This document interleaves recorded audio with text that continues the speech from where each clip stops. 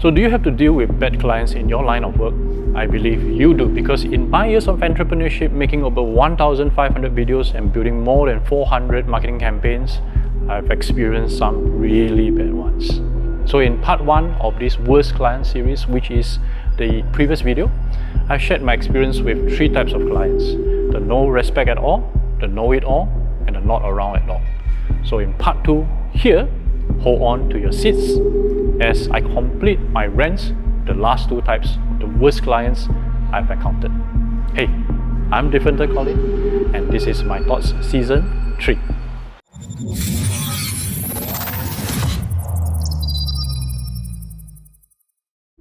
Now let's continue with the negativity. And let me warn you, if you're not accustomed to people ranting on videos, especially me, right, then switch to another video on our channel. I have lots of other series that educate you on entrepreneurship, digital marketing, and video production. Oh, if you haven't, do subscribe to my channel and turn on notifications so that you don't miss a future episode. Anyway, back to the topic. Now the 4th type. Boy, do I have a lot of heartache with them. I call them the want-it-all clients. Now this type of client is never satisfied and will always find something to complain about. From the storyboard and script, to the way we operate the teleprompter for them, to how they look in post on video, they want it all. And I'm not stereotyping, believe me, but every single one of these clients have been the ones who took our discounted packages, meaning they paid the least. Never had I have a client who paid full price package or retainer do this to us. So one case was a self-employed client who initially had no issue with us as we with her during pre-production and production. All went well aside from a few questions on how the videos would pan out. As we shoot more series with her, her questions became more passive-aggressive, but it was never unmanageable. But came to one series of videos, right, things went a little bit out of hand. Not during production, but when we passed her the edited video. So by the second revision, right, she was still wanting more titles, more colors, more animations. And when I intervened to tell her that too much of something might not really be a good thing, she didn't listen and wanted even more. And guess what? True enough, by the 8th revision, right, we went all the way back to something similar to version 4. So all in all, we did like 12 revisions for her, 12.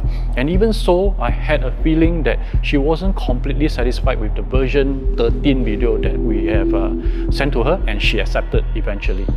She really wanted it all, even though she didn't know what she needed in the first place. Well, at least one good thing that came out from this fiasco, right? So since then, in all my contracts, we allow a fixed number of revisions to the draft video we send to the client. So for 90% of the clients, 2 to 3 revisions are enough, as long as they pay attention to what they are commenting on. Those who needed more will have to pay each time they go beyond the limit. Okay, so that's another case of the want-it-all client that I want to share. And it's this lady client whom I offered to do a storyboarding session through Zoom, despite it being not included in our promo package.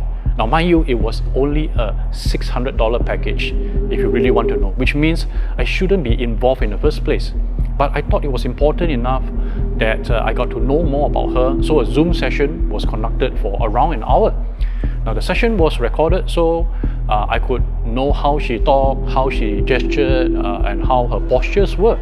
So after this, a script was written for her based on what we have discussed. So well, on shoot day, right, she didn't bother to see my script, and she reverted to the one that she prepared beforehand. So never mind, but during the 90-minute shoot, which was reduced to less than 45 minutes because she came late and her last-minute reversion to the old script, right, we did not have ample time to do the shoot. But honestly, with 4 crew, including myself, we still put in a lot of effort to do the best we could, given the lack of time. Well, when the draft video was delivered to her, she went ballistic, at least in my mind, about the way she looked and the way she postured in the video. Even telling me that to all the people she showed the video to, right, they all agreed that it was bad, really bad. So I told her that during the shoot, how she was talking, how she was gesturing, how she was like posturing was similar to how she presented herself during the Zoom storyboarding session, and even showed her the recording to prove my point. Now, still unsatisfied, right? She ignored me for nearly a month. When I finally told her that if she was so upset, why don't we just do another reshoot? She agreed. Until she realized that she had to pay another $600 for the reshoot and re-edit, essentially all the work from scratch. Now she questioned why she had to pay and again blamed us for the tardy work. Now, fed up, I just told her that I will refund her initial $600 and close the project.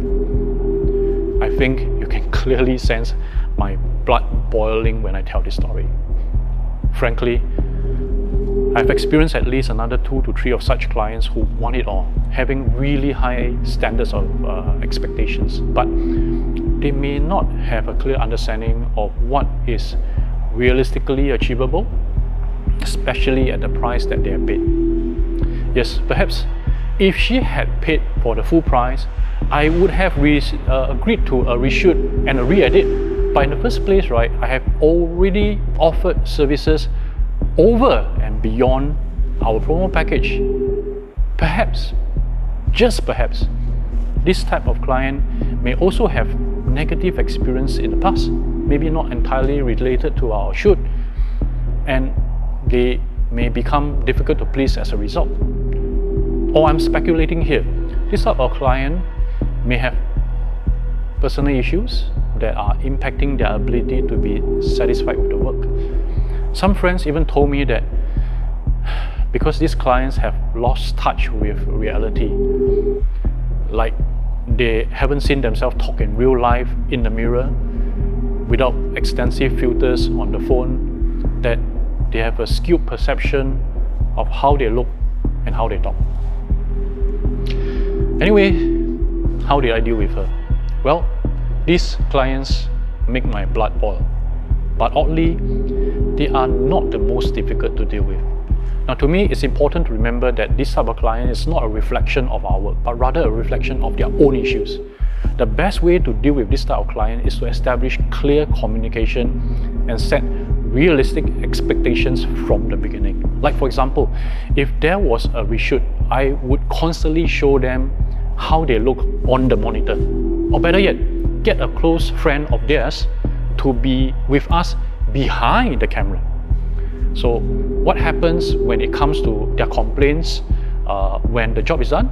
Then it's a matter of principles. Now, if I knew I had done my best and to spec, then that's enough. It's entirely possible that my best is not theirs, or that they see things entirely different from us. Now, in that case, right, we need to stick to our principles that we wouldn't know their version of reality and their version of expectations unless they clearly make known to us in the first place. But regardless, we cannot be over defensive, as it is still important to be open to feedback and meet in the amicable middle if possible. After all, right, we're still the vendors. But we also need to be confident in our own abilities and to stand on our grounds if necessary. So for me, I'll go one step further to make a refund to the client if they are still unsatisfied. So at least I can remain on moral high grounds. Money can be made back, but principles shouldn't be stooped. And usually, right, a full refund would settle most fights of this nature. Okay, it's been a difficult video to shoot so far because, like I said earlier, there's a lot of negativity. But I think we need to complete it by addressing the last of the worst of clients, which is the don't pay at all client. Now, this type of client is notorious for not paying on time, if at all. And it can be a real challenge to deal with. I tell you, I don't know if it was bad luck or bad feng shui that just last year, at least 6 clients didn't pay on time, all at the same time. Now, the first one was a small business owner who owed me payments for more than 6 months. He cited that business was bad, so well, this happens, especially for small business owners like us. In fact, I sometimes couldn't pay my bills in time too, so I understand. Then, there's this big company who exercised their right to pay us according to what they think is right, not what was signed in our contract. I was supposed to get paid before work was delivered due to a very tight timeline. But in the end, right, I finally received payments 3 months later. And it was a big sum, so it caused me to be late in my own bonus payment to my staff.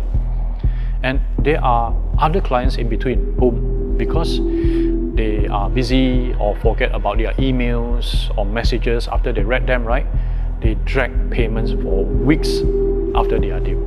Now, clearly, when I talk to all my entrepreneur friends, almost everyone faces this issue, and they usually happen to either ends of the size of the client. I mean, they are either the big enterprises or government entities, or the smallest one-man show, freelancer or self-employed. Possibly, these types of clients may not prioritize paying their bills on time because there are just too many layers and processes to approve an invoice, or they are just struggling with financial management. So at one end, the employees in procurement might not fully understand the importance of timely payments and the impact of positive cash flow has on our small businesses, or they simply don't care. So the best way to deal with this type of client is to have clear payment schedule and to follow up consistently. It is also critical that this schedule be done in the form of a black and white contract that clearly states the terms and the milestones. In cases of missed payments, right, don't hesitate to chase. Sometimes they genuinely forget. And for late payments, I usually tell the client the ramifications of what he has caused. Oftentimes, they would be sympathetic and will do their best to make up. But there will be times when the client clearly has the intention to cheat and run away. So much earlier on in our entrepreneurial journey, there was this tuition center that made it clear that they didn't want to pay. They owe us $11,000, and later we found out they did the same to their teachers too, and even MOM had to intervene. So my wife ended up getting a third-party debt collection agency to help get back the funds that we were owed. Well, did it work in the end? Perhaps you ask me about this story when we meet up in person. But let's just say that the center's reputation was quite tarnished for the $11,000 that they owe us. So really, dealing with difficult clients can be challenging. And clearly, the worst type of clients will give us headache, burst our blood vessels, and make us sleepless at night. But with clear communications, realistic expectations, and assertiveness, we can rectify most of the situations. I say most because in business, right, there will always be some bad clients that we won't be able to deal with. And the last resort is to just walk far away from them, even if it means to write off some payments. Sometimes firing a toxic and disrespectful client can just give us the closure needed to move on to the next client. And that's the most important, because I believe, and for my case, right, the majority of our clients are wonderful to work with. They respect our competence and our time, give us space to do our job, but be around when their inputs and involvements are needed, and they have fair expectations of what they get for what they pay, and importantly, they pay on time. So thank you for surviving this video with me. Which of the 5 types of the worst clients do you relate to? I love to hear from you at the comments below. Meanwhile, do subscribe to our channel for more great content, and in the next video, I will be discussing about how AI is going to make you jobless. I'll see you there.